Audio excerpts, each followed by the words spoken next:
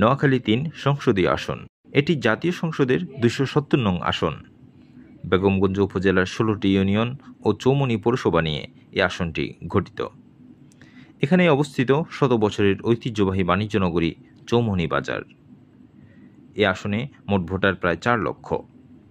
এ অঞ্চলের মানুষের আশা আকাঙ্ক্ষার প্রতিফলন ঘটাতে আগামী জাতীয় নির্বাচনে অংশগ্রহণ করতে যাচ্ছেন বাংলাদেশ জামায়াত ইসলামী মনোনীত সাবেক দুইবারের সফল ভাইস চেয়ারম্যান, জনপ্রিয় ইসলামিক ব্যক্তিত্ব মাওলানা বুরহানুদ্দিন।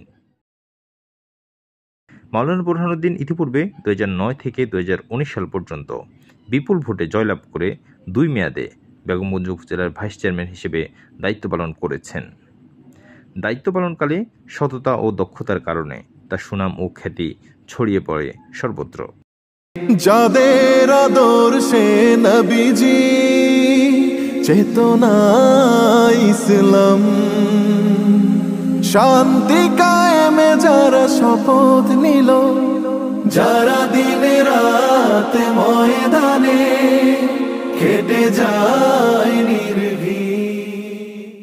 প্রত্যাশিত বেগমগঞ্জের কাঙ্ক্ষিত নেতৃত্ব মাওলানা বুরহানুদ্দিন।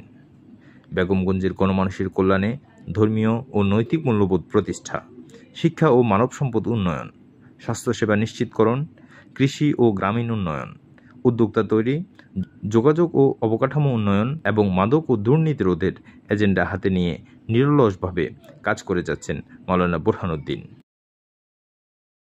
আওয়ামী স্বৈরাচার আমলে অসংখ্য মামলা ও গ্রেপ্তার করে তাকে দমিয়ে রাখতে পারেনি।